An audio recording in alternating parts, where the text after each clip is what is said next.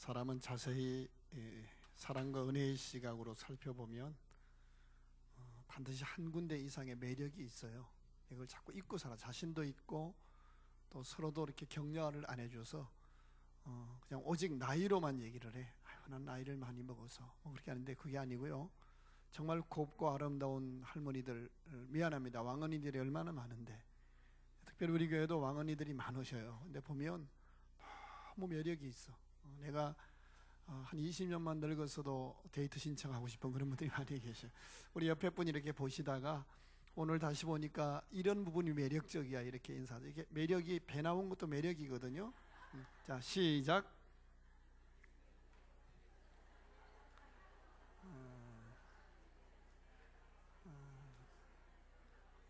그러니까 이게 사람은 칭찬하면 그죠? 이렇게 좋은 거예요. 이렇게 좋은 거예요. 같은 하나님을 믿고 같은 교회를 출석하고 같은 현장에 있어도 신앙의 모습은 12가지입니다. 우리가 12제자를 통해서 배우는 것은 같은 예수 믿어도 성품으로 주신 은사가 12가지라는 사실이에요. 우리 심리학에서는 무슨 질에서 4가지로 나누기도 하고 또 좀 더 세분하기도 하는데, 심리학 교수가 얘기를 해요. 제 성경 공부를 배우고 나서 목사님, 제가 심리학을 성경적으로 다시 정립하고 싶어요. 그러면서 예수님의 12제자를 보세요. 성격이 다 달라요. 그러니까 좋은 성격 없어요. 나쁜 성격 없어요. 개성이 틀릴 뿐이에요. 근데 우리는 나한테 잘해주는 사람은 성격이 좋다고 그래. 절대 그렇지 않아요. 예수님은 12제자들에게 한 번도 성격을 나무란 적이 없어요. 베드로, 너 왜 이렇게 초싹거려? 그러지 않았습니다. 요한, 너 왜 그래? 성격이 그러지 않았습니다. 그건 그대로 두시고요, 예수 믿게 하고 성령을 주시니까 그들이 기질대로 쓰임받는 거예요. 물론 그 가운데 변화된 사람도 있을 거예요. 그러니까 성격은 다, 그러니까 여러분 남편이 화장실에 꼭 가서 소리 질러. 휴지 떨어졌다고. 여자가 살다 보면 그럴 수 있지. 늘 그걸 어떻게 시간 맞춰 다 갈아 끼울 수 있어요. 소리 질러요. 그러면 애들이 막 인상 써요. 나도 네 아버지 소리 때문에 지금 사람 죽겠다. 그러면 이 사람은 성직교회 교인 아니야. 야, 네 아버지가 성적이 돼서 빽빽 소리 질러도 저게 개성이고 저게 멋이야. 이래야 성직교회 교인이라는 거예요. 이해가 되면 무슨 얘기인지. 나쁜 성격은 없어요. 자, 베드로에게 요한처럼 목회하려면 죽어요. 바울에게 사도 요한처럼 목회하려면 목회 사표 던질 거예요. 눈만 뜨면 선교한다고 나가잖아요, 바울은. 근데 또 요한에게 베드로처럼 목회하려면 그만둘 거예요. 사도 요한은 설교가 늘 같아. 그리고 무슨 자기가 기생오라버지처럼 자꾸 웃어. 여러분 서로 사랑하십시다. 사랑합시다. 할렐루야. 좋게 보면 사랑의 은사가 있는데 설교 그 설교를 20년 30년 들어봐요. 본문이 나오면 알아. 사랑하자네. 아주 지겨워 죽겠어. 그럼 이제 그런 사람 뭐라 그래요? 여러분 가정에서 생각해봐요. 사도 요한처럼 사랑이 많고 자상하고 착하고 아주 가정적인 남편하고 사는 부인이 행복할 것 같아요? 절대로 그렇지 않아요. 그 동창회에 가서 여고 동창끼리 모이면요, 욕을 바가지로 합니다. 이러면서 차라리 따귀를 한번 때리더라도 화끈한 남자가 있으면 좋겠어 이럽니다. 난 그런 남자하고 한 번만 살아봤으면 그럽니다. 근데 화끈한 베드로 같은 사람하고 사는 여자한테 물어보세요. 죽을 것 같다래. 죽을 것 같다고. 유동머리처럼 좀 따뜻한 여자하고 한번 살면, 정말 그런 남자하고 살면 원이 없겠다고 그래요. 성격은 나쁜 성격, 좋은 성격 없어요. 믿음이 주어지고 성령의 은혜를 입으면 다 아름답게 쓰임받는 거예요. 믿으십니까? 그러면 옛날에 자기가 나갔던 교회 목사님이 베드로 같은 목사님이야. 근데 전도 받아서 성직교회 왔더니 목사님이 착해 빠지고 그냥 조용해. 좀 속이 답답해. 하루에 3,000명씩 몰려오고 설교를 해도, 내가 오죽하면요, 예배당을 지을 때 기역자로 지자 그랬으니까 기역자로 이렇게 지어서 강대상이 여기 있어. 그래서 이쪽에서도 교인이 보이고 이쪽에서 보이는데 교인끼리 서로 안 보이게 하는 거야. 목사만 보이게 하는 거야. 그래서 이쪽에는 이 목사님 가운도 이쪽에는 까만 걸로 하고 이쪽에는 아주 보라색으로 하는 거야. 그래서 이쪽에 앉는 교인들은 장로교회의 아주 보수적인 된장찌개를 끓이는 말씀 중심이야. 부흥회를 내도 부흥회 자체가 싫어. 사경회, 그래서 조용히 판서해 가면서, 그리고 아멘도 집에 가서 해. 아멘. 근데 이쪽에는 오순절적인 성령운동파야. 그렇게 하면 다 졸아서 영빨이 안 맥혀.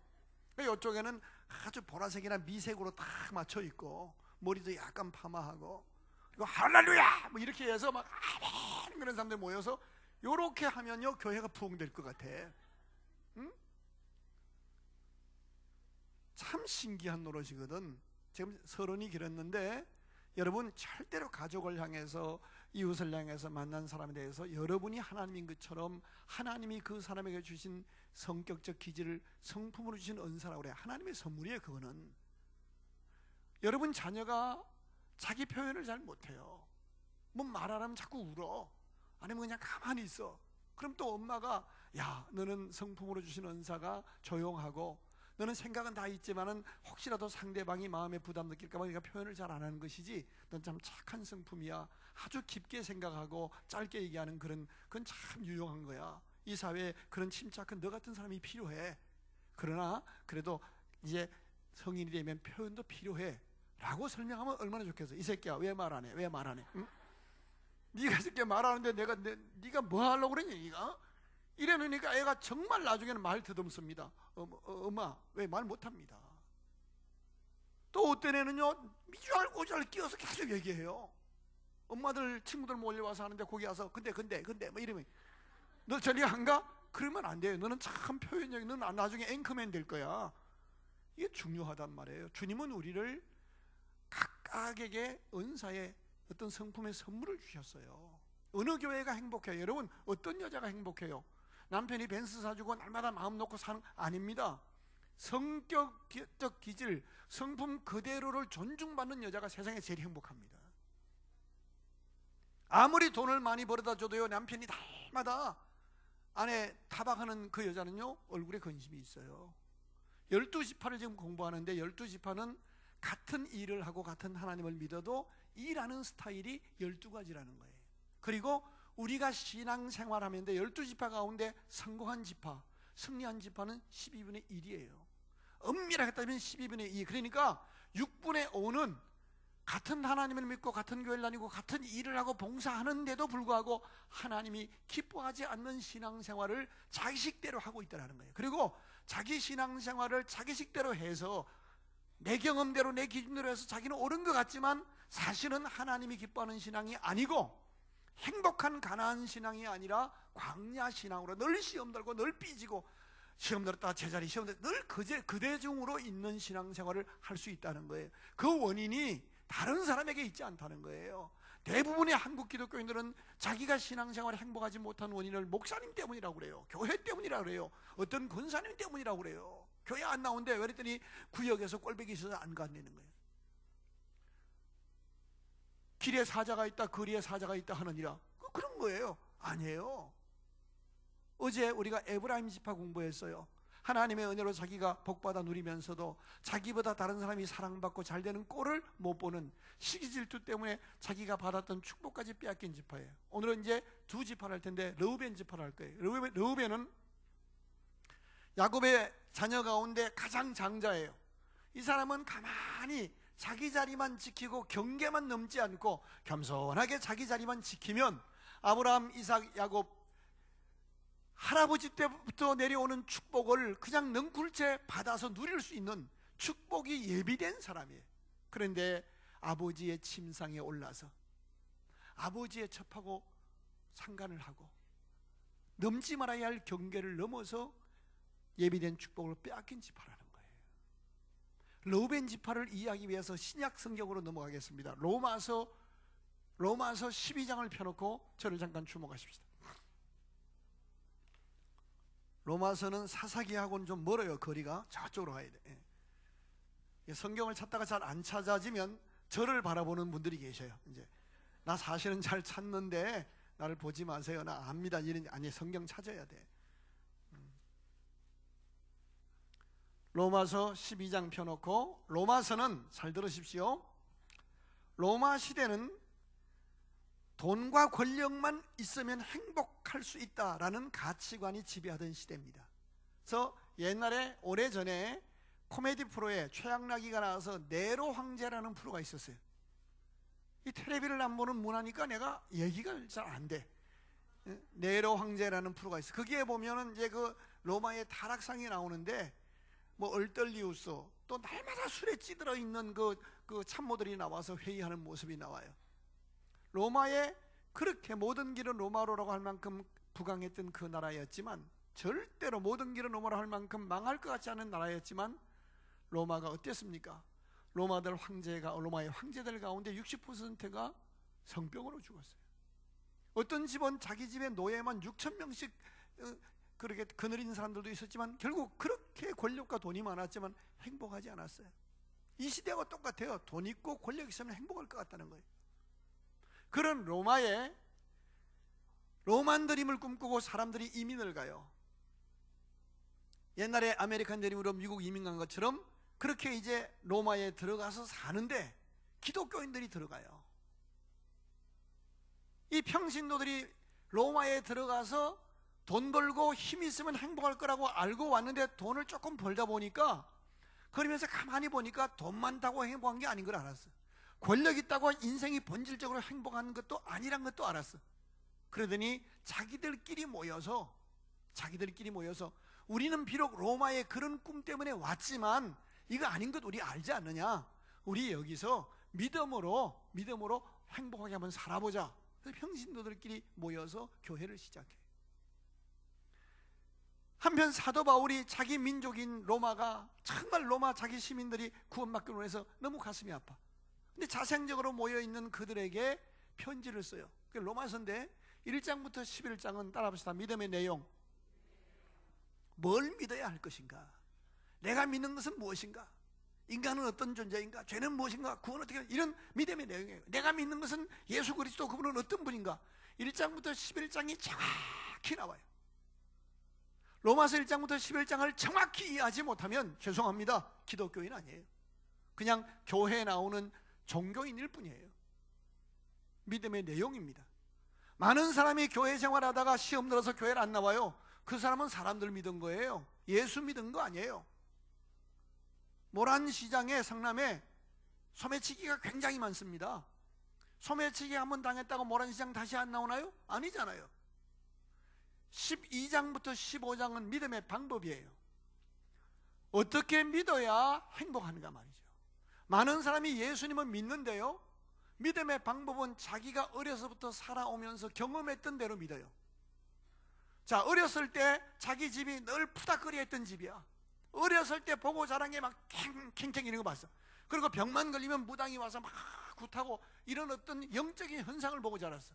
그럼 이 사람은요, 안 그러는 것 같지만 영의 세계가 그렇게 선입관이 되어 있기 때문에 그게 어색하질 않아요. 어렸을 때부터 어머니의 손에 잡혀서 늘 절간에 갔어. 절에 단청 칠해놓은 게 아주 예뻐 보여. 핑계랑 소리 나는 게 너무 아주 좋게 느껴져. 그리고 이 사람은 스님의 무소유 사상이 너무 아름다워 보여. 근데 이런 사람이 교회 오는데 목사님이 소가 타는 소나타를 타고 다니네. 성철 스님은 옷 한 벌로 산다는데 왜 목사님이 승용차를 탈까? 그래서 모든 목사는 타락한 걸로 보는 거야. 기독교는 그러지 않아요. 부에도 처할 줄 알고 가난에도 처할 줄 아는 거예요. 믿으십니까? 사람이 검소하게 사는 건 덕스럽지만 검소가 곧 성경적 모든 입장은 아니에요. 여러분 자녀를 낳고 너는 가난하게 살라, 그런 부모가 어디 있어? 후히 주시고 흔들어 넘치도록 주시는 하나님의 축복 속에 살라 그러지, 그잖아요. 근데 내 자식이 그렇게 되면요 복 받았다는데 남의 자식이 그러면요 아이고 사치하네 그럽니다. 어떤 권사님이 벤서 큰 차를 딱 몰고 왔어요. 자기가 사면요 복 받았다래. 남이 타고 와봐요. 나이 많아서 주책이야. 휘발유 값이 얼만데? 왜 그러는 거예요? 어떤 사람은 유교적인 개념이 있어요. 이 사람은 선비사상이에요. 교회 와서 뭐 통성으로 기도한다든가 뭐 울고 기도하는 거는 이거는 아주 좀 저질 사람들이 하는 것 같아요. 신사적이지 못한 것 같아요. 이 사람은 모든 것을 유교적 개념으로 인간관계로 생각을 해요. 불교의 무소유 사상과 유교의 선비 사상과 무속신앙의 정성을 다하는 정성 사상이 믹사돼요. 그 위에 기독교를 받아들여. 그래서 예수 믿는 사람이고 권사님이고 장로님이고 집사님인데 그가 하는 얘기를 들어보면 그 모든 기준이 성경적이지 않고 자기 복음, 내가 복음이에요.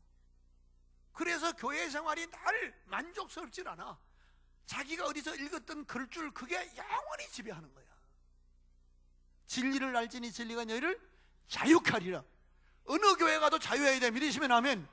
초막이나 궁궐에 어떤 형편에 자유해야 되는데 이걸 못하는 거예요. 왜? 자기가 딱 구슬 하나를 만들어. 그리고 딱 그 구슬을 비춰보다가 자기 구슬하고 틀리면 잘못됐다는 거야. 내 구슬이 잘못된지는 생각을 안 해. 믿음의 방법이에요. 제가 오죽하면 교회 지을 때 이렇게 짓겠다 그랬어요. 부흥회를 해보면요, 이렇게 해도 저렇게 해도 교인들은 불만족할 수 있잖아요. 길게 하면 길다고 그러고 짧게 하면 너무 짧다 그러고, 웃기면은 만담하자 그러고, 너무 조용히 하면 사람 지루하고 아주 미치게 만든다 그러고, 뭐 어떻게 하라는 얘기야. 말씀 읽어놓고 다른 얘기하면 왜 딴 얘기하냐 그러고, 말씀만 하면 너무 사람이 학자적으로 한다 그러고, 뭘 어떻게 하라는 얘기. 응? 재미도 있어야 되고 말씀 중심이어야 되고 그것다 영감까지 있어야 되고 또 뜨겁기도 해야 되고. 죽으라고 그래. 차라리 죽으라고 그래. 자, 믿음의 방법이에요. 이건 정말 훈련받아야 할 거예요. 여러분이 자꾸 교회 생활에 뭔가 걸린다는 건요, 성경대로 하지 않았던 얘기야. 진리를 알지니 진리가 너희를 자유케 하리라. 자꾸 뭔가 내 식대로 걸린다는 거예요. 그리고 16장에 넘어가면 믿음의 결과가 나와요. 그 예수를 믿었더니 33명이 등장해요. 그 33명은 지금으로 말하면 국무총리부터 남의 집의 파출부까지 신분과 연령을 초월해서 어떤 신분에 있는 사람도 예수 제대로 믿었더니 행복하더라. 구원받고 복되더라. 그 삶이 돈과 권력 없어도 상관없이 누구든지 행복하고 열매 맺을 수 있고 향기 나는 삶이었더라. 그래서 33명을 정인으로 내세우면서 쭉 소개하면서 그 로마서 16장 마지막 절 그 다음 절이 바로 여러분 사도행전 29장하고 똑같아. 바로 당신도 그렇게 행복할 수 있다. 누구 때문에? 예수님 때문에. 그 얘기를 하는 거예요. 그리고 이제 오늘 제가 드리는 말씀은 예수 믿고 그 르우벤이 야곱의 장자로서 이제 상속자가 됐다는 얘기는 우리가 말하면 우리가 예수 믿고 하나님 나라를 상속으로 받는 구원받은 사람이에요. 이제 우리가 각 교회에서 각 가정에서 사회생활에서 내가 정말 내 자리만 잘 지키고 겸손하기만 하면 하나님이 나에게 예비하신 복이 시간마다 해마다 다른 복이 와요. 믿으시면 아멘. 그런데 요 경계를 넘지 못해. 오늘 첫 번째 강의의 제일 핵심 키워드는 경계를 넘지 말라요.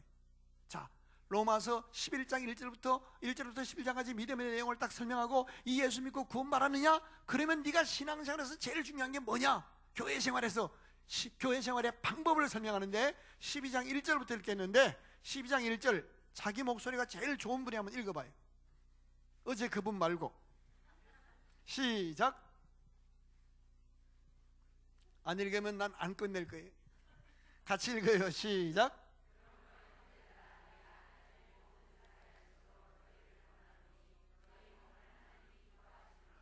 산제사로 드리라. 계속하세요.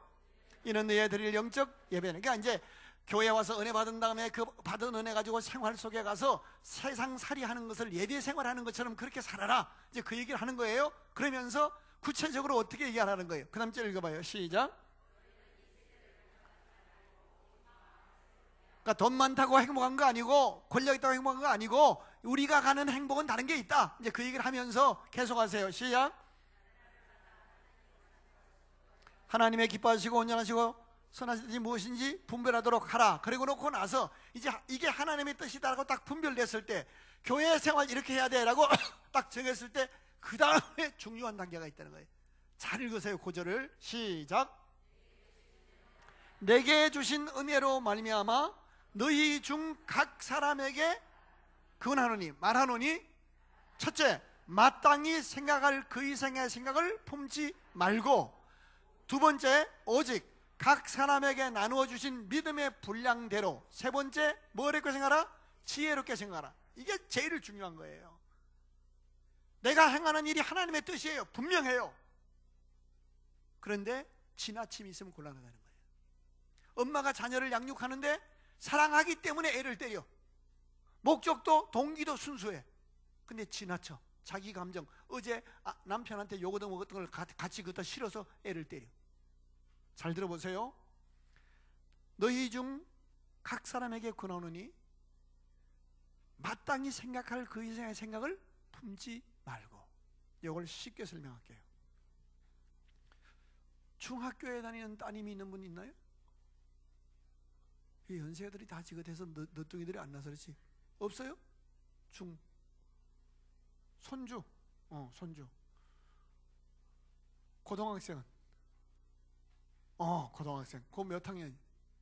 고1. 됐어. 집사님이세요? 권사님이세요? 권사님? 집사님. 집사님이 어느 날, 모르겠어. 하나님이 아시고 지금 집사님을 선택했는지 모르겠는데 새벽 기도를 왔다 갔어. 새벽 기도 다니시나요? 네. 멀어서 못 오지. 네, 오케이. 하나님 정확히 찍어내는 거예요 지금. 집에서 그럼 하셔야지. 집에서. 새벽에 일어나서 새벽 기도 갔다 가서 이제 피곤한데 밥을 하려고 나가서 이렇게 쌀을 씻고 있는데 고등학교 1학년짜리 딸내미가 탁 나오더니 엄마가 쌀 씻는 모습을 물끄러미 보더니 이런 얘기를 해. 엄마,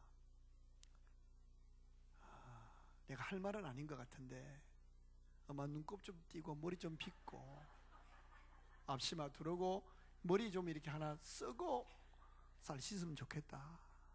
그렇게 부시시 폭탄머리로 하니까 털 밥에 머리카락 들어서 아빠한테 찐밥 묻고, 딸인 내가 봐도 엄마가 아름다워 보이질 않아. 그러니까 엄마가 얘기를 해. 아유 그래 미안해, 새벽 기도 갔다 피곤해서 그랬어. 그래 얼른 들어가서 학교 갈 준비해. 그랬어. 5분 있다가 또 나왔어 딸내미가. 그래 또 이렇게 보더니 엄마, 내가 옛날에 몰랐는데 중학교 고등학교 다니면서 내가 가정시간에 공부해 보니까 쌀의 영양분은 쌀 눈에 있다는데 그 쌀을 팍팍 씻으면 영양가 다 나가고 우리가 그래서 가난하고 우리가 그래서 바짝 마른 거야. 마른 부전 피고. 엄마 그렇게 살림하지 마라. 5분 또 있다가 또 기어들어왔어. 엄마 가계부 쓰나? 그러니까 왜 그랬더니 내가 어릴 때 몰랐는데 엄마 살림하는 걸 이렇게 보니까 객관적으로 내가 요새 가계부를 배우면서 보니까 왜 이 대파를 사다 이렇게 먹는 거야. 마트에 가서 좀 이렇게 쪽파 사다 먹지. 그래서 이제 간섭을 했어요. 그러니까 이제 야 너 빨리 학교 갈 준비해. 이제 말이 좀 달라지죠, 그죠? 조금 5분 있다 똑이 나왔어.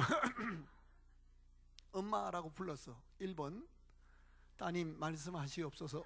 무슨 말씀을 하시든지 제가 들을게요. 2번 얘 이년아 학교 갈 준비를 해. 몇 번이에요? 2번 그지? 이 학교 갈 준비해 이년아. 그런 거예요.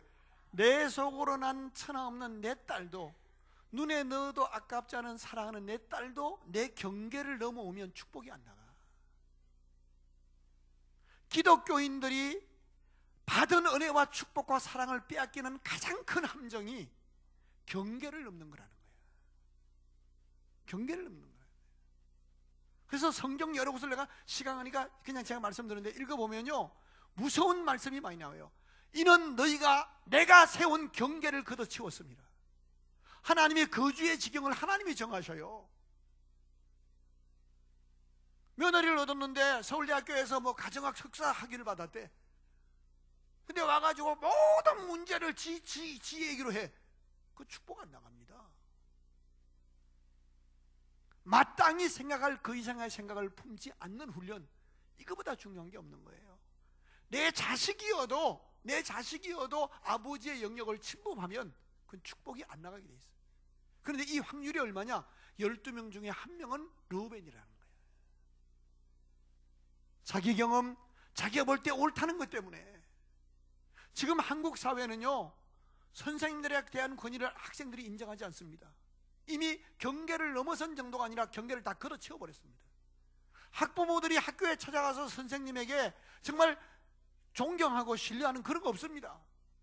내 아들 내들한테 어떻게 했냐고 사태질하고 난리를 칩니다. 경계를 자기가 다 걷어치운 거예요. 부부지간의 경계 걷어진 지 옛날입니다. 요새는 남자들이 아내 눈치 보잖아요. 그렇잖아요. 여기 이 연세 정도 되면 거의 그러십니다. 어떻게 하든지 강아지 옆에 있어야 되잖아. 그래야 안 버림을 받지. 이사 갈 때 강아지만 안고 있으면 이제 가는 거니까. 그렇잖아요? 이게 우스갯얘기입니까? TV 프로를 누가 관장해요? 리모컨을. 그거 보면 딱 알 수 있는 거예요. 경계를 이미 넘어섰어요. 아내가 보는 대로 남편은 봐야 돼. 보기 싫어도. 그거 뭐 바둑이나 골프 프로 봤다가는 죽어. 교회에서도 마찬가지예요. 젊은 집사님들이, 연세적인 권사님들 경계를 막 넘어가요. 장로님들 경계를 막 넘어가요. 대통령을 그냥 남의 집 애기 이름 부르도 돼. 박근혜 이러지도 않아. 닥근혜 이렇게. 한번 들어가 보세요. 이런 나라가 어디 있어요? 똑똑한지 모르지만 그것은 하나님 앞에 받은 복을 빼앗길 일이라는 거예요. 첫째, 마땅히 생각할 그의 생각을 품지 않는 것. 이것은 하나님이 나에게 정해준 경계를 죽어도 넘지 않는 거예요. 정말 살아계신 하나님을 믿으시나요? 하나님의 질서를 믿으시나요? 모든 것을 우리 사람이 마음으로 계획할지라도 발걸음을 인도하는 것은 하나님의 것을 믿으시나요? 그러면 가정에서 부모의 권위를 인정하세요. 부모님은 판단의 대상이 아니에요. 공경과 사랑의 대상이에요. 믿으십니까? 시집와서 오니까 시부모가 말이 많아요. 시어머니가 너무 성격이 이상해요. 그럴지라도 있는 모습 그대로 주 안에서 믿음으로 공경의 대상이고 축복의 대상이고 그분을 공경하고 축복할 때 하나님이 복을 주시지. 어머니 그런 말씀하지 마세요. 어머니 자꾸 얘기 좀 한번 해보십시다. 인권 문제 얘기하면서 말은 맞아요. 근데 복은 안 와요. 하나님의 복은 그 순간 중단돼요. 성경을 여러 곳에 읽어보세요. 하나님의 은혜와 축복이 중단될 때는 경계를 넘어설 때예요. 마귀가 한 일이 뭐예요? 하나님을 찬양하던 그가 경계를 넘어서요. 쫓겨나는 거예요. 평생을 여러분 기억해야 돼요. 경계를 넘지 않게 하옵소서. 남편이 내 마음에 아무리 안 들어도 자식들 앞에서 함부로 말하는 거 아니에요. 여름에 휴가 가려고 자식들하고 사위들하고 모였어요. 밥 먹으면서 물어봤어요. 올여름 휴가 어디로 갈까? 그랬더니 남편이 겁없이 먼저 얘기를 했어. 설악산 가지? 그러면 경계 넘지 말아야 될 거 아니야. 가만히 있어야지.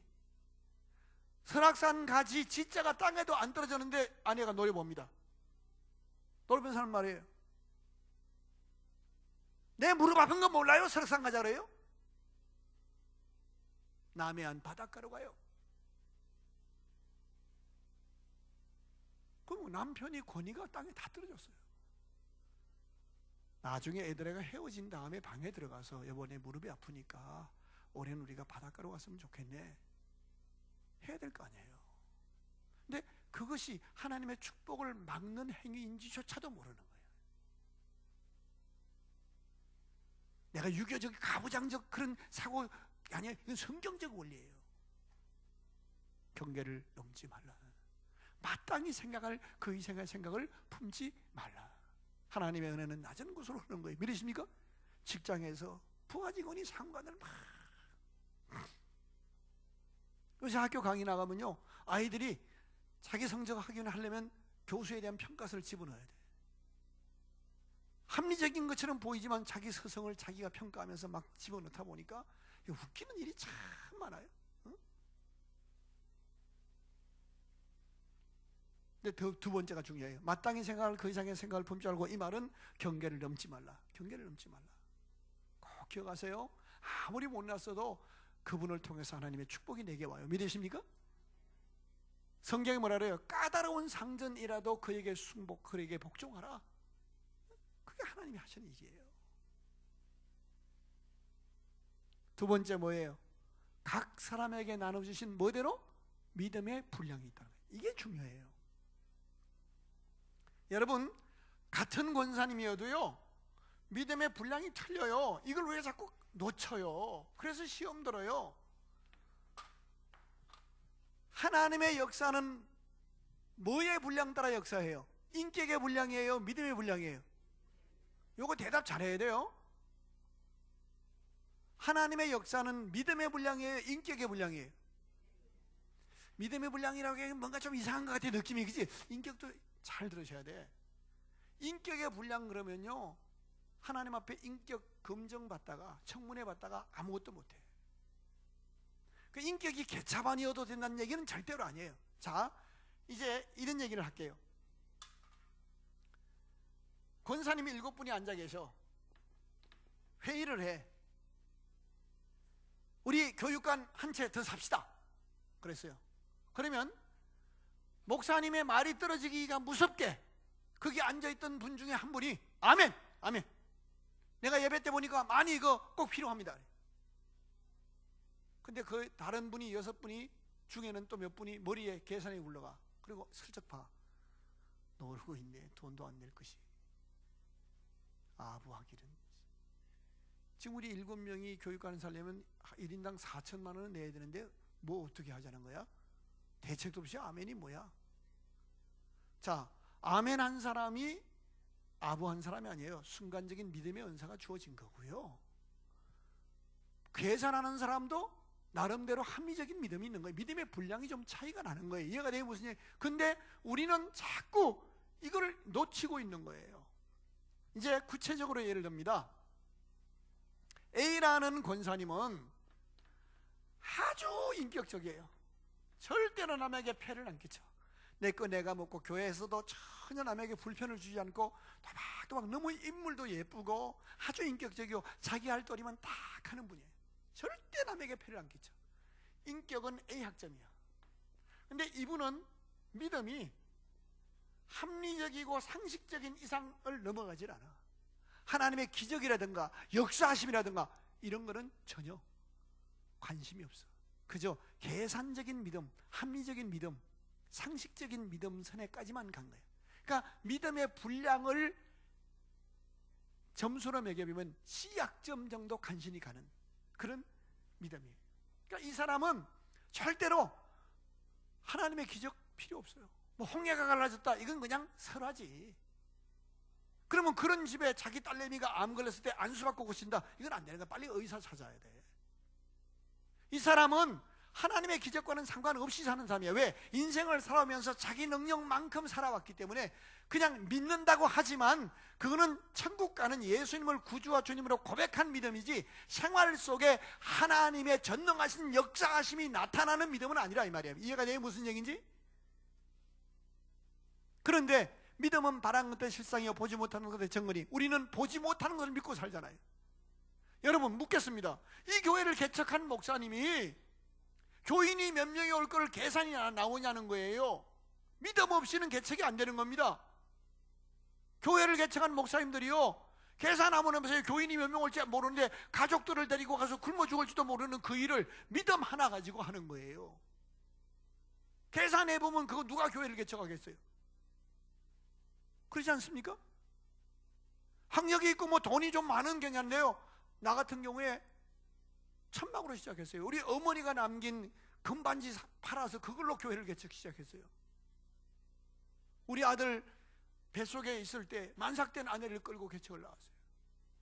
제가 어느 날 식당에 갔는데 옆에 앉아있는 4명들이 식사를 하면서 이런 얘기를 해.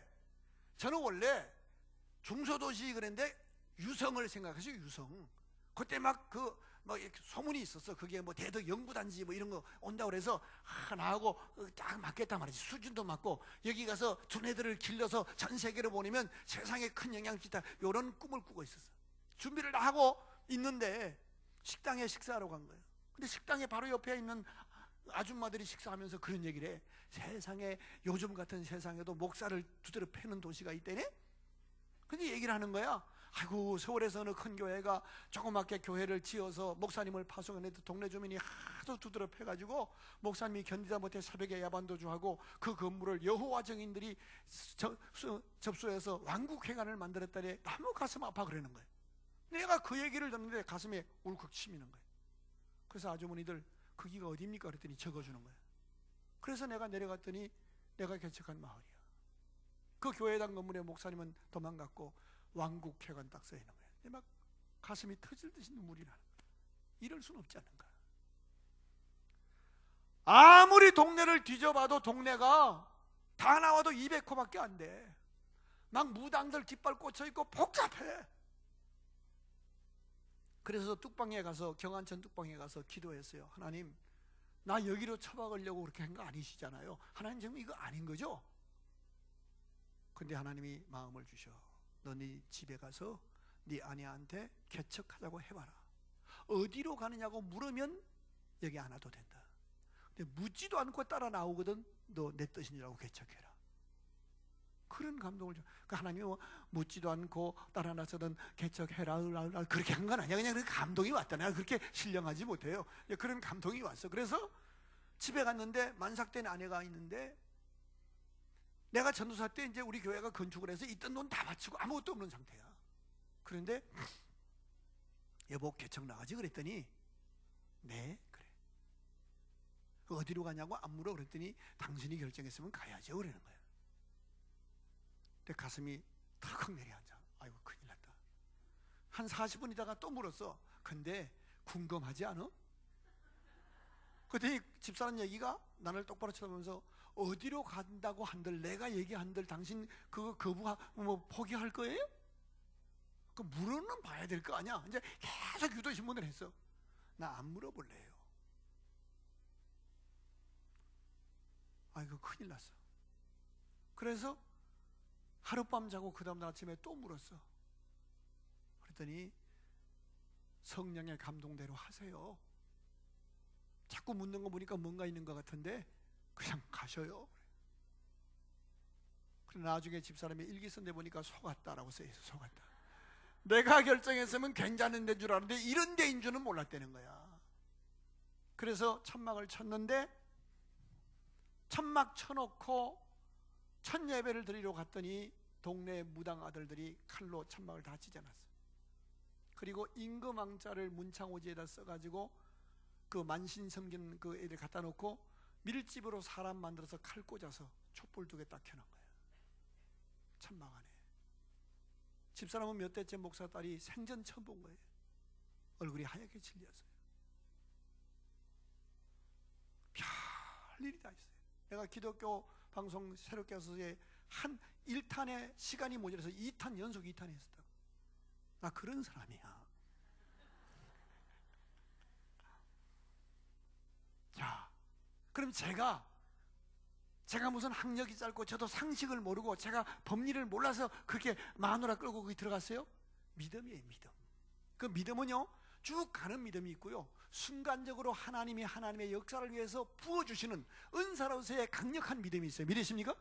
어느 한순간 탁 믿어지는 거야. 그리고 확신이 오는 거야. 그게 가보니까 되더라는 거야. 믿음의 분량이 다 틀려. 자, A라는 권사님은 너무 예쁜데 인격적인 A 학점이고 믿음의 학점은 C 학점이야. B라는 권사님은 인격은 조금 어려워. D 학점이나 C 학점 정도 돼. 말이 많고 앉을 설 자리 구분 못하고 퉁퉁대고, 하여튼 먹는 자리는 어디나 끼고 자기가 필요할 때는 싹 빠지고, 너무 뭐 저런 사람이 어떻게 권사가 됐냐 할 정도로 인격이 조금 그러신 분이야. 우리 옆에 분하고 인사합시다. 당신 얘기는 아니지. 해봐요. 해봐요. 아마 이렇게 하고 싶은 분이 있을 거야. 당신 얘기를 어떻게 저렇게 자세히 하시지? 그런데 이분이 인격은 정말 상처를 많이 주는데, 교회나 가정에 구역에 무슨 일이 있을 때 이분이 막 기도를 시작하고 막 도전하면 희한하게도 그대로 이루어지는 거야. 그러니까 뭐가 있어? 믿음은 있어. 믿음은 은사로서의 믿음, 다듬어진 인격적 믿음은 아닌데 은사로서의 믿음은 A학점이야. 그래서 인격은 엉망진창인데도 결정적인 때는 그분이 필요해. 그분이 와서 막 기도하자, 우리 일주일만 기도하면 금식하면 역사할 거야. 그래서 구역원 중에 암 환자 있는데 막 일주일 같이 기도하고 날마다 안수했더니 역사가 일어난 거야. 믿음의 은산이 있어. 근데 이 사람은 인격이 개차반이라 입만 열면 교회 불평, 목사님한테 불평해.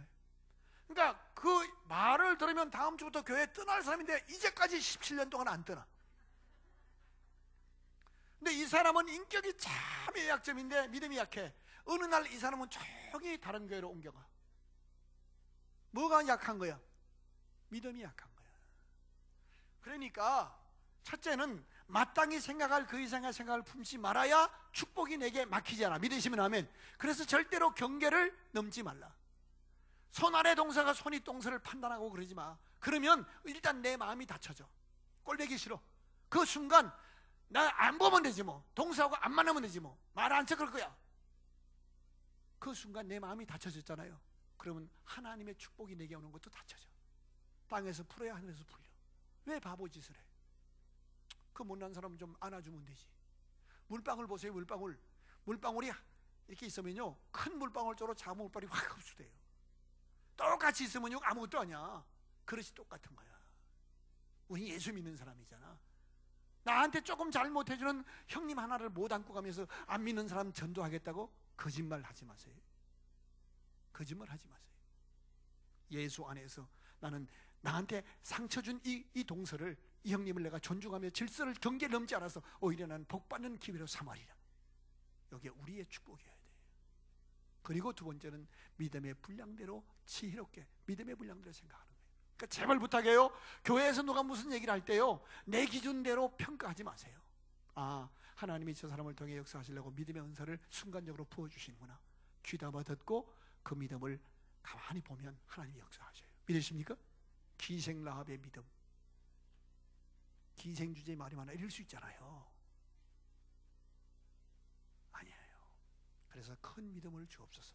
중요한 것이 있는데 이건 선물이라는 거, 은사로서의 믿음, 영적인 선물로서의 믿음이 있는 거예요. 여러분 가정에 인간적인 논리와 합리성으로 해결할 수 없는 문제를 만났을 때 기죽지 말고, 나를 지으신 이도 하나님, 나를 부르신 이도 하나님, 나를 구원하시려고 십자가에 죽으신 이도 하나님, 부활하신 이도 하나님, 성령으로 나와 함께 하신 이도 하나님, 깊은 바다에 길을 내어 건너게 하신 이도 살아계신 나의 하나님 믿으시고, 주여 이 난관을 이길 수 있는 은사로서의 큰 믿음을 주옵소서. 그렇게 기도하라 이 말이에요. 믿으십니까? 그때에 기도의 동지가 필요하고 함께 금식하고 기도하면 역사가 나타나요. 이해가 돼요? 무슨 얘기인지 따라합시다. 큰 믿음을 주옵소서. 그러니까 교회 생활에서 복받는 믿음은요, 경계를 넘지 않는 것. 두 번째는 믿음대로 되는 거예요. 내 믿음대로 될지어다. 내 믿음대로 될지어다. 믿음과 인격적인 성숙도는 아직 비례하지 않아. 결국 다듬어져서 비례해져 가야 되지만 좀 부족해도 하나님은 믿음대로 역사하셔요. 믿으십니까? 여러분 자녀가 아버지한테 대학 등록금 달라고 할 때 믿음으로 하는 거 아니에요? 우리 아버지가 내 인격을 보고 등록금을 안 주시면 어떡하지? 이렇게 의심하는 부모가 어디 있어? 자녀가 아빠 등록금 나왔어. 엄마 그러는 거지. 그럴 때 아버지가 앉혀놓고 너는 인격이 개차반해서 내가 등록금을 줄 수 없다, 이런 아버지 친아버지 아니라고. 우리가 하나님을 좀 믿자는 거예요. 크게 따라합시다. 큰 믿음을 부어주옵소서. 우리 자신에게만 그런 게 아니라요, 여러분 자녀가 어떤 난관에 부딪혔을 때 주여 내 아들에게 꿈에라도 성령으로 임하셔서 그에게 이 문제를 해결할 수 있는 믿음을 주옵소서. 예수님 말씀하셔요. 겨자씨 한 알만한 믿음만 있으면 이 산들어 저 산으로 옮기라도 옮기신다는 거예요. 이 믿음이 우리에게 필요해요. 근데 우리가 장로교회에서 논리 하다 보니까 인간적인 윤리 차원의 믿음으로만 간다는 거예요. 세 번째, 지혜롭게 생각하라는 거예요. 이 지혜롭게 생각한다는 말이 뭐예요? 피차에 덕이 되게 생각하라는 거예요. 피차에 덕이 되게 생각하라는 거예요. 나는 옳은데 저쪽에 상처가 되면 그건 아니라는 거죠. 그건 축복이 머무는 거예요. 얼마나 많은 순간 우리가 그렇게 하는지 몰라요. 자, 줄입시다. 가만히 내 자리만 지키면, 경계만 넘지 않고 정말 하나님 앞에 큰 믿음 달라고 기도해서 믿음으로 하나님께 기도하고, 그리고 덕을 세워나가면 하나님이 예비하신 축복이 반드시 와요. 믿으십니까? 하나님이 우리를 부르셨을 때는 구원만 하시는 것이 아니라 천국을 예비하셨을 뿐 아니라 이 땅에 사는 동안 100배의 축복을 약속하셨어요. 이 복을, 너희가 너희에게 오는 복을 막아서는, 좋은 것을 막아서는 더, 예레미야서 보면 나타나요. 여러분 그러지 마세요. 절대로 경계 넘지 마세요. 그리고 정말로 큰 믿음 달라고 기도하시고, 그리고 피차에 덕이 되게 지혜롭게 생각하시기 바랍니다. 정말 중요한 얘기입니다. 자, 이렇게 기지개 좀 켜시고, 세 분이 지금 입신에 들어가요. 어젯밤에 뭘 하셨는지, 연세도 꽤 있으신데 안 주무시고 뭘 하셨는지 이해가 안 돼. 깰 수도 없고 안 깰 수도 제가 그 심정 충분히 이해가 됩니다. 이제 하나 더 하겠습니다. 목사님 이게 몇 시까지 끝내는 거예요? 12시에 되면 끝내죠. 무시라. 단지파 하나 더 해줄게. 그럼 12시까지 단지파를 이해하기 위해서 사사기 18장으로 넘어가요. 사사기 18장. 나만 더운 건가? 사사기 살살 넘겨가서 18장 1절 같이 읽겠습니다. 시작.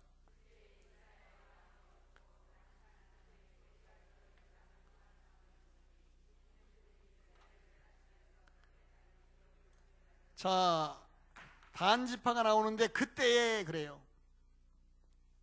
목사님 이쪽에 가나안 땅에 갔다 오죠. 이 가나안 땅을 분배할 때 이미 들어가서 하나님이 땅을 분배해요. 제비 뽑아서. 너무 오묘한 게 있어. 여기 몇 가지 배울 게 있는데 12지파에게 약속의 땅을 분배하는데 신묘막측해. 그냥 제비 뽑아서 제비만 뽑은 줄 알았는데 뽑고 나서 가만히 보니까 세 가지 교훈이 들어있어요. 하나는 따라합시다. 체질을 따라 예비하신 축복이 있더라. 그냥 우리는 제비만 뽑은 줄 알았는데 그 땅을 딱 차지하고 가서 보니까 그 땅에 청소 딱 되어 있고 향수 뿌려 있지 않고 그 땅마다 원주민이 살고 있는 거예요. 그러니까 들어가서 하나님이 주신 축복이라고 우리는 복의 개념이 어떻게 되는가 하면 손도 안 대고 코도 안 풀고 그냥 싹 먹는 걸 복이라고 생각해. 아고 세상에 권사님이 며느리를 얻었는데 복이 능국직 불러왔대야. 왜? 병원장 딸이랴. 키를 4개 가지고 왔대네. 웬 복이야? 키 4개가 복이요? 그 키 4개 가지고 와놓고 여러분 아드님한테 잘난 척하면 그건 저주야. 아무것도 안 가지고 와서 여러분 아들 존중하며 사는 게 더 복이지. 그잖아요?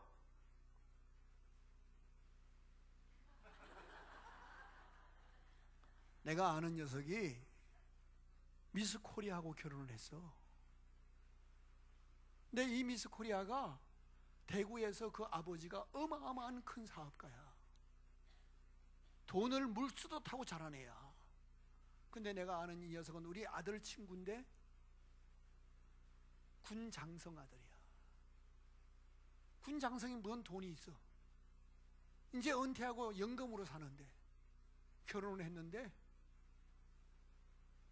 살림하라고 400만 원을 줬더니 그 며느리가 자기 남편한테 식탁에 탁 내리꽂으면서 장난치냐고, 내가 조선족이냐고, 400만 원으로 살림하란다고 내가 조선족이냐고 그랬거든. 이건 저주야. 그렇지 않습니까? 하나님은 우리에게 이스라엘 지파들을 제비 뻘어서 갔더니 각 지파가 얻은 땅에 들어가니까 원주민이 살고 있는데 그 원주민들이 이해가 안 됐어요. 근데 가만히 보니까 그 지파마다 있는 특질과 체질을 따라서 감당할 사람들을 예비했더라는 거예요. 능히 싸워 물리치고 그 땅을 차지할 수 있는, 그래서 이걸 신약 성경에 넘어오니까 감당할 시험밖에 허락지 아니하였더라. 믿으십니까? 근데 우리는 어째요? 팔자가 기박해서 전생에 무슨 죄가 많아서 내가 이런 일을 아니야. 감당할 수 있게 해주신 거야. 믿으십니까? 두 번째는 하나님의 축복은 공짜가 없고요, 이루어가는 거예요. 대박이 아니에요. 하나하나 이루어가게 하셔요. 믿으십니까? 하나님의 축복은 이루어가는 것이지 대박이 아니에요. 그래서 이스라엘 12지파가 다 나름대로 이렇게 이제 땅을 차지했어요. 그런데 다른 지파는 다 차지해서 들어가서 원주민을 몰아내고 희생하고 수고하고 그래서 열매를 맺어 하나님께 영광을 돌리는 때가 됐는데도 불구하고 단 지파는 너무 좋은 땅을 차지해 놓고도 이때까지 그할 기업의 땅을 얻지 못했다는 거예요. 이게 뭐 하는 거예요? 이 단지파가 어떤 사람이에요? 창세기에 읽어보고 신명기에 읽어보면요, 이 사람들은 사자와 같다 그랬어. 능력도 있어요. 출애굽기까지 이 사람들이 굉장히 능력이, 유다지파 이상으로 능력이 있던 사람이에요. 힘도 있고 뭐든지 자기가 희생하고 수고하면 하나님의 예비한 축복을 누릴 수 있는데, 이 사람들은 거짓 평화주의자야. 예를 들면 예배당을 지어요. 여러분, 성경에 성전 건축이 분명히 나와 있습니다. 수십 장에 걸쳐 나와 있어요. 우리에게 필요 없는 일이라면 왜 성전 건축을 성경에 기록했겠어요? 성전 건축을 통해서 목사는 종합적인 리더십을 검증받게 되고요, 성도들이 정말 주님을 사랑하는가를 검증받는 기회예요. 이제야 네가 나를 사랑하는 줄 내가 알아노라 인정할 수 있는 기회예요. 그런데 성전 건축하는 게 부담스러워. 그러니까 말을 싹 바꿔. 보이는 건물만 건축인가? 여러분, 그러면서 자기식 논리를 펴는 거야. 이 말은 내가 그분들을 욕하려고 하는 말 절대로 아니야. 내가 믿음으로 십자가 지고 내가 희생하고 수고하면 하나님이 예비하신 복이 예비되어 있음에도 불구하고 오늘의 희생과 수고가 싫어서 평화를 얘기하고 사랑을 얘기하고 이상한 논리를 펴면서 피하여 가는 무사안일주의자, 회피주의자를 말하는 거예요. 이게 단지파라는 거예요. 능력도 있어요, 힘도 있어요. 그런데 피해가요. 이게 12명 중에 한 명은 그 함정에 빠지더라는 거예요. 우리 중에도 얼마나 그렇습니다. 특별히 전도에 대한 거, 기도에 대한 거. 내가 두 가지만 말씀드려요. 여러분, 예수 믿는 사람이 교회로부터나 누가 다른 개개인이 권사님 나 기도 좀 해줘라고 부탁하는 것은 절대로 거부하면 안 됩니다. 이건 왜 그런가 하면요, 기도를 요청한다는 것은요, 하나님이 이 땅에 오늘 하나님의 뜻을 이루실 때에 바로 나의 기도를 통하여 이루시겠다는 하나님의 부르심이에요. 어떤 집사님이 권사님 나 어려운 일 많아서 권사님 기도 좀 해줘, 이 말은요 그냥 인간적으로 친해서 하는 말이 아니에요. 하나님께서 그 집사님에게, 그 집사에게 하나님의 역사를 일으키기 전에 많은 사람이 있지만 권사님 바로 당신의 기도를 받으셔서 이 땅의 뜻을 이루시겠다는 하나님의 축복의 부르심이에요. 제가 7년 동안을 대전에 강의를 다녔어요. 매주 월요일마다. 오래전 일이죠. 그 유명한 장경동 목사님 그 사모님이 제자예요. 대전 한박교 이완 목사님 사모님 다 강의를 내려가는데, 그때 내 차가 그 프레스토라고 하는 현대차 있었어요. 조그만 거 몰고 내려가는데 갑자기 중부고속도로에서 흑인이 큰 트럭, 오픈된 트럭을 타고 내 옆을 지나가는데 운전하면서 발을 밖으로 이렇게 내놓고 운전하는 거야. 이렇게 그 트럭에서 이렇게. 여기서 깜짝 질문이 있어. 흑인의 발바닥은 무슨 색깔일까? 흑인하고 만나봤어요? 어떻게 알아? 까맣다, 빨갛다, 하얗다. 내가 만났던 그 사람은 빨겠어. 그런데 이 사람이 눈빛이 좀 묘해. 그러더니 나한테 차를 이렇게 밀어붙이면서 내가 차를 이렇게 세우니까 속도를 줄였더니 가래침을 탁 뱉는 거야. 너무 놀랬지. 그래서 내가 도서방을 갔어. 이상한 것 같아서. 또 따라와. 그래서 이제 카레이스가 시작된 거야. 나는 살기 위해서. 얘는 막 계속 와서 그렇게 밀어붙이고, 그래 눈을 보니까 마약한 것 같아. 아, 큰일 났다 싶어. 그래서 막 계속 이제 나도 내가 목사라는 걸 잊어버리고 좋아 막 이래가지고 이제 막 난리를 쳐서 막 가는데, 회덕 분기점까지 갔는데 교통사고가 나 있는 거야. 아니 그러고 있는데 갑자기 전화가 울려. 그때 이제 핸드폰 처음 나왔을 때 큰 거 있잖아. SH600인가 뭐 이런 거. 전화가 울려서 전화를 딱 받았더니 이제 걔는 옆에서 계속 야질 놓고 있는데, 대전 한밭 침례교회 김대회 목사님 사모님, 김춘복 사모님이 전화가 왔어. 그분도 내 제자인데, 목사님 우리 교회 아무개 집사님이 충남대학병원에서 지금 수술 들어가요. 기도해 주세요. 내가 이렇게 말할 수 있잖아. 사모님 당신네 교인을 당신이 기도하면 되지 왜 나한테 이게 이렇게 할 수 있는데 알았어요. 기도할게요. 그리고 차를 옆으로 세웠어. 절박한 지금 수술 들어간다니까 차를 고속도로 주변에 세우고 기도를 시작했어. 그랬더니 이놈이 그냥 갔어. 아마 또 내가 권총 꺼낸 줄 알았던 모양이지. 이렇게 엎드리니까 그냥 갔어. 그리고 한참을 기도하고 이제 한 10분 기도한 다음에 운전을 하고 왔어. 내려오는데 회덕 분기점쯤 내려왔더니 팔중추돌 사고가 나 있는 거야.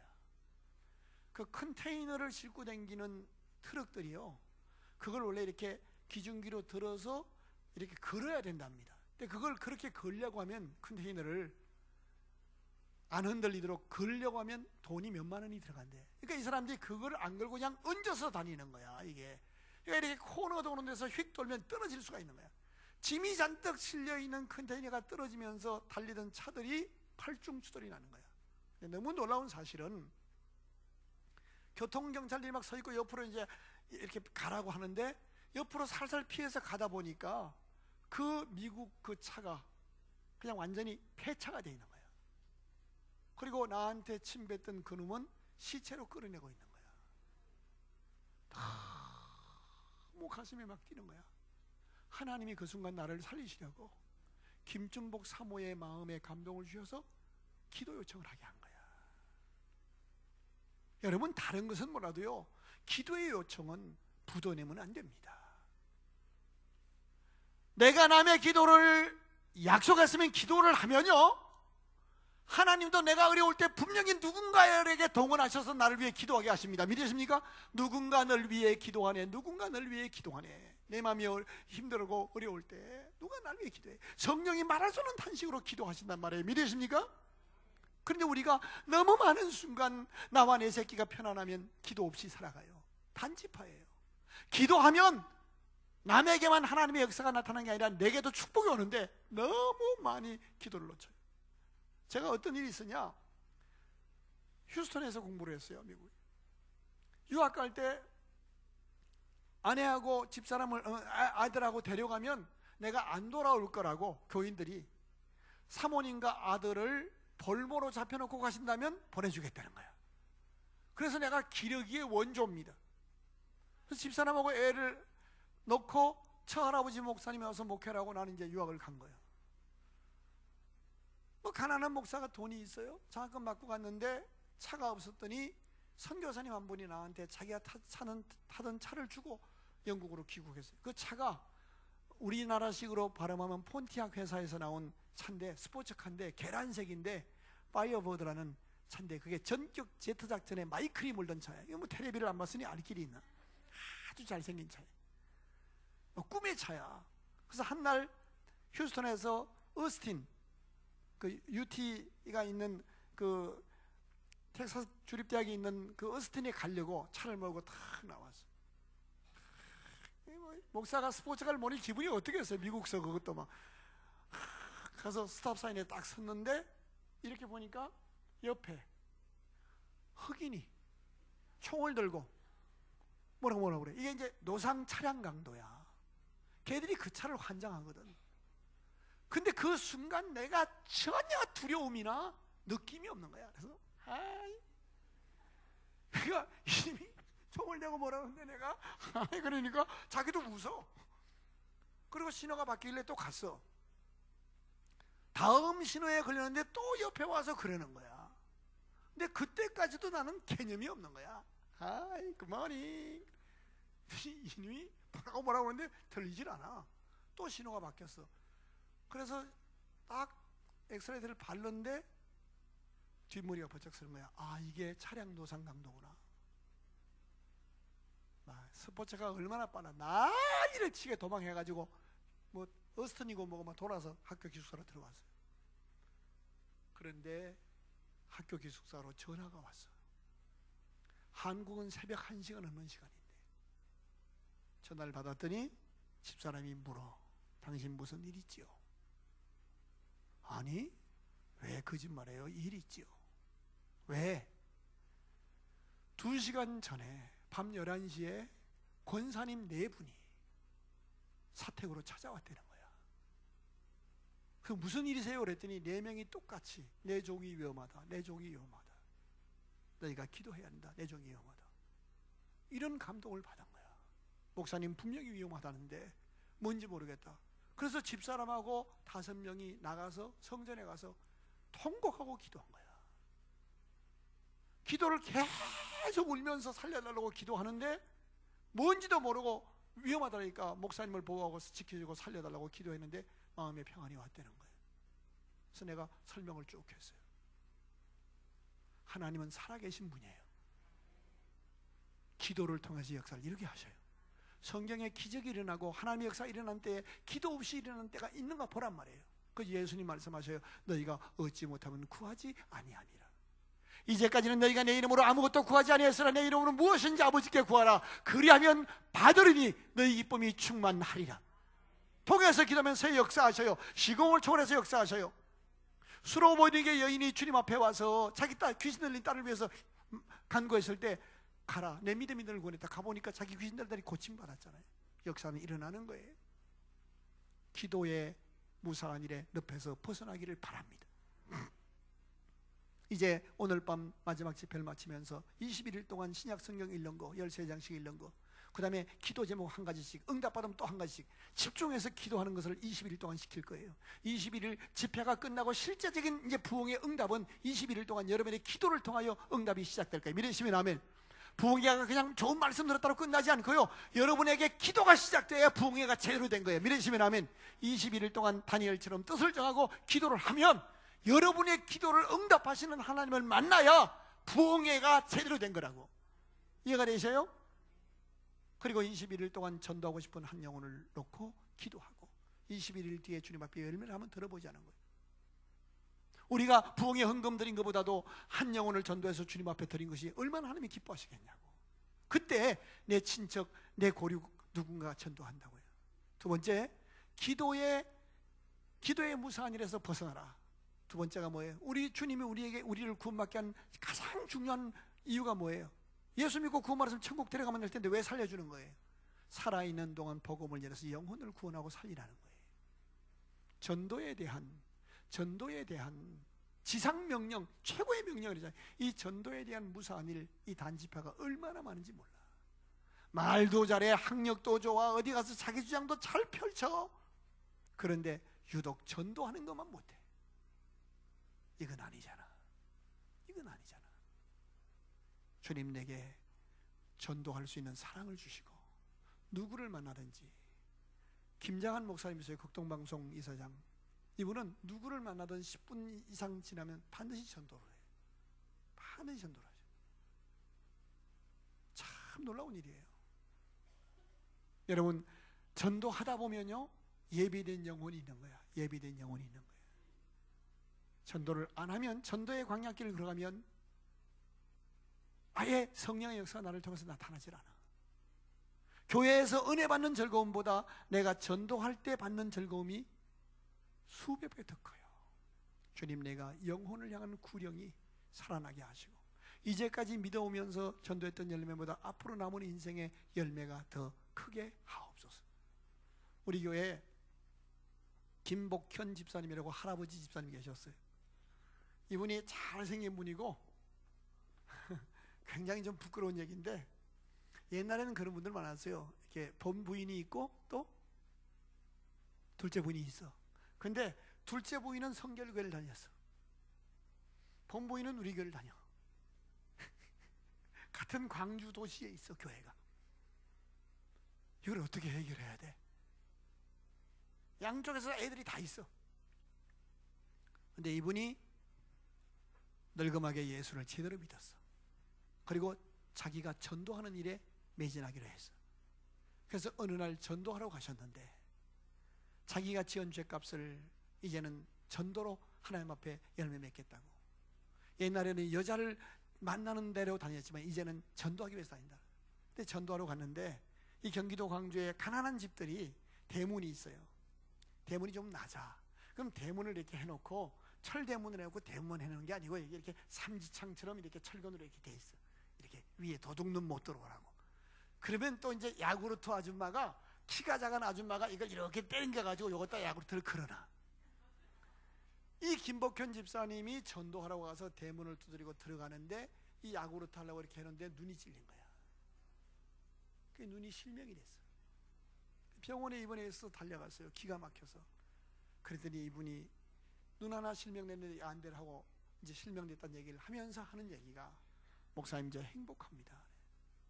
그 무슨 말씀이세요? 그랬더니 이 두 눈으로 죄만 짓고 살았던 인생이 예수 믿고 하나님을 보고 전도하다가 한 눈을 잃었으니 내가 이제 천국 가서 하나님 앞에 할 말이 있어서 너무 행복해요. 그리고 우는 거야. 그리고 우는 거야.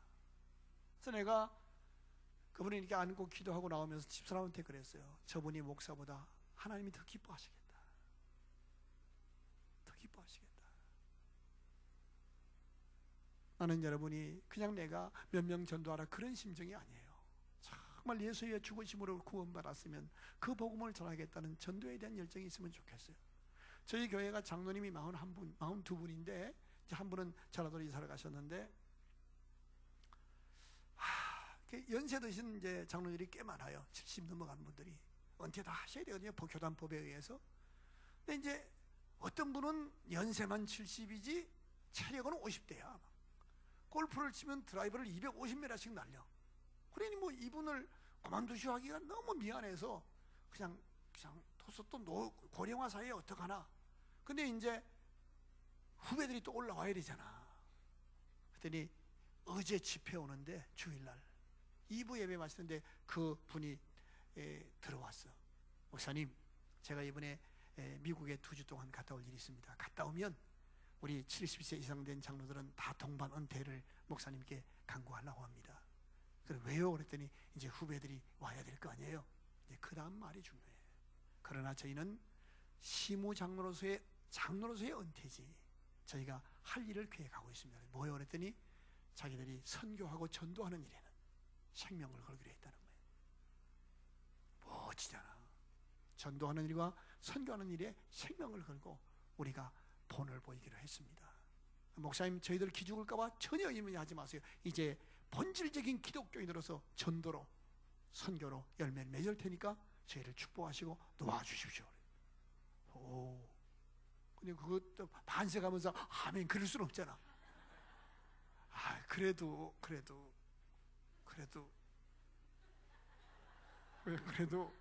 일단 다녀만 오세요. 그리고 이제 왔어. 너무 기특하잖아. 이제 우리는 끝났어요. 아니에요. 장로로서의 시무장로의 당회에 들어오지 않지만 왜 당회원 됐어요? 왜 권사, 왜 목사를 했어요? 복음을 전하기 위해서입니다. 우리는 두 가지를 믿습니다. 하나는 인간의 전적 타락을 믿습니다. 세상에서 남보다 반듯하게 살 수 있을지 모르지만 어느 누구도 내 자력으로 구원받아 천국 갈 수 없다는 인간의 전적 타락을 믿습니다. 그러나 또 한 가지를 믿습니다. 그래서 어느 누가 타락하고 넘어지다도 우리가 정죄하지 말자는 거야. 나나 너나 똑같은 것뿐이니까. 또 하나 믿는데 불가항력적 하나님의 은혜, 구원받을 길이 없는 우리를 위해서 예수 그리스도가 오시고 나의 죄값으로 대신 십자가에서 죄값을 치루어 주시고 나를 의롭다함을 얻게 하시고 성령으로 나를 거듭나게 하셔서 성령으로 예수님처럼 부활시켜 신령한 몸으로 주님 앞에 서게 하실 갚을 길이 없는, 논리로 설명할 수 없는 불가항력적 하나님의 은혜 예수 그리스도를 믿습니다. 이 두 가지를 믿었기에 우리가 구원받았고, 왜 목사를 했습니까? 이 복음 전하기 위해서입니다. 왜 권사를 했습니까? 교회에서 행사하기 아닙니다. 이 복음 전하기 위해서입니다. 왜 장로님 되었습니까? 이 복음 전하기 위해서입니다. 우리가 이 본질을 회복해야 되는데 이거 잊어버리면 아무것도 소용없는 거예요. 그냥 종교 생활한 겁니다. 중보기도와 전도, 이 두 가지는 절대로 피해가지 마십시다. 버스를 타고 이제 간증 안 하고 말씀을 정리합시다. 부산 집회를 가는데 비행장에 갔더니 비행기가 못 뜬대.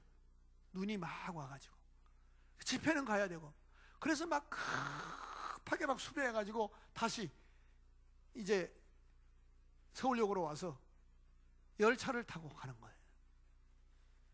열차를 딱 탔는데 내 생애 처음으로 표를 들고 딱 갔더니 내 번호 옆에 내 생애 처음으로 그렇게 미인이 앉아보긴 처음인 것 같아요. 세상에 이게 뭔 일인가 이게 싶을 정도로 막 워낙 미인이 앉아 있는 거야. 워낙 미인이. 아마 미스 코리아 출신인지 뭐 도도하게 다 앉아 있는데 그 목사도 기분이 이상하대 그거. 그래서 다시 확인하고 보니까 그 번호가 맞아. 그래서 조심스럽게 이렇게 앉았지. 그리고 기도를 한참 하면서 이제 생각을 했어요. 하나님, 왜 미인을 옆에 앉았습니까? 내 마음속에 큰 모양은 미인이지만 저 영혼도 죽을 영혼이다.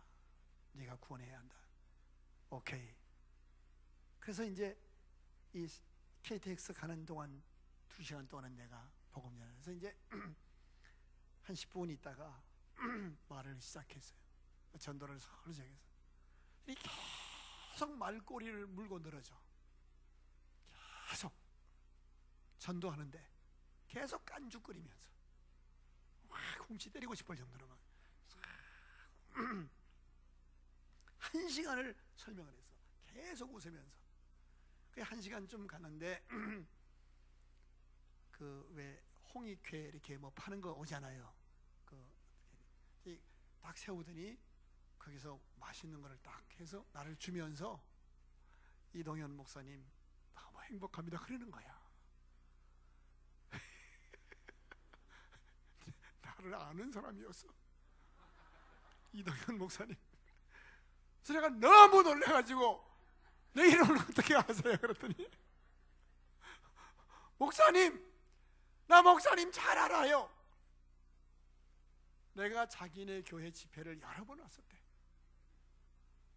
근데 자기는 나를 알지만 나는 모르잖아. 다 이렇게 딱 오시는데 나더라는 거야. 근데 이렇게 하더니 자기 옆에 앉더래. 그런데 야, 목사님이 나를 알아볼까 모를까 하는데 내가 알아볼 수가 없잖아. 근데 이제 전도를 딱 시작하더래. 그 내가 전도를 어떻게 시작한지 아세요? 제 생애에 이렇게 미인하고 옆에 앉아가 처음입니다. 이걸로 시작했거든요. 칭찬부터. 그러니까 이제 이 여자는 작업을 시작하나 이렇게 생각했게 할 수도 있겠지. 그런 다음에 뭘요 그러길래. 그런데 사람은 육체보다 영혼이 아름다운 게 더 멋지다고 생각합니다. 그랬거든. 그랬더니 그분이 반문하기를 영혼이 있나요? 보셨나요? 영혼을. 그래. 그래서 영혼이 떠나면 죽음이라고 말합니다. 대단히 죄송하지만 아주머니가 돌아가시면 지금은 미인이지만 가족들도 사흘 이내에 땅에 묻을 겁니다. 그 원색적으로 얘기했지. 영혼이 있어야 아름답습니다. 이제 그렇게 시작했더니 계속 물었던 거야. 이게 이제 목사를 시험해 본 거야. 1시간을 복음을 설명했더니 그걸 사주면서 목사님 너무 감동받았습니다. 이제 저도 전도를 그렇게 하겠습니다. 그러더니 남은 시간 동안 다시 해달라는 거야. 요약을 하면서. 아유, 나 참 큰일 날 뻔했잖아. 내가 만약에 엉뚱한 얘기나 했으면 어떻게 할 뻔했어. 얘기 나온 김에 하나 더 재미난 얘기를 하고 이제 마칩시다. 유다 지파는 내가 다음에 좀 맡겨놔야 되겠다. 유성에 가서 집회하는데 새벽 예배를 마치고 이렇게 들어오는데 그 호텔에 그 대부분 호텔들은 그 복도가 인류 호텔이 아니면 이렇게 색깔을 좀 이렇게 어두지짐하게 해놔요. 새벽 예배 마치고 이렇게 방으로 들어가는데 뭐가 딱 밟혀. 그래서 이렇게 보니까 뭔 봉투야. 들어서 이렇게 보니까 캐시가 들어있어. 현찰이. 아마도 꽤 되는 액수 같아. 그러면 내가 달랑 얼른 들고 프론트로 갖다 줘야 옳잖아.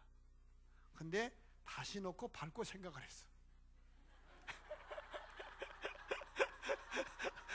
이게 하나님의 선물인가 말이지. 이게 법률적으로 전면물이탈 죄에 해당하거든요. 가져가면.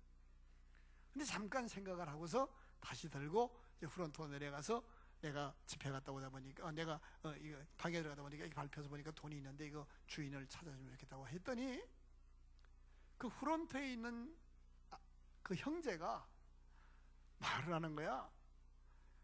잠깐만 기다리세요. 그랬더니 지가 안으로 들어가. 한 5분 있다 나와서 막 웃으면서 그때 목사님 왜 밟고 서 있었어요? 그러는 거야. 내가 두 가지에 놀아서 내가 목사라는 걸 지가 어떻게 아냐고. 걔는 나를 알고 있었어. 그리고 CCTV를 틀어본 거야. 근데 내가 밟고 다시 보고 그래서 내가 뭐라고 그래? 야, 나도 인간이잖아. 그랬더니 막 웃어. 그러더니 목사님 멋져요. 그러더니 감사합니다. 그러는 거예요. 그래서 내가 덩굴에 땀이 쭉 흘러. 우리는 어떤 경우도 내가 알지 못하는 순간에도 우리는 축복의 통로예요. 어떤 축복? 복음이 흘러가야 할 생명을 살리는 축복의 도구예요. 믿으십니까? 생명 살아있는 순간이라면 복음을 전하는 날이에요. 꼭 기억하셔서 중보기도와 전도의 용사가 되셔서 하나님의 뜻을 이 땅에 이루는데 하나님이 많은 교인 가운데 나의 기도를 통해서 이루시는 축복을 누리시고 누구를 만나든 전도하는 일에 생명을 거셔서 영혼을 구원함으로 축복의 주인공이 되는 저와 여러분 될 수 있기를 주의 이름으로 축복합니다. 기도하십시다. 하나님 아버지,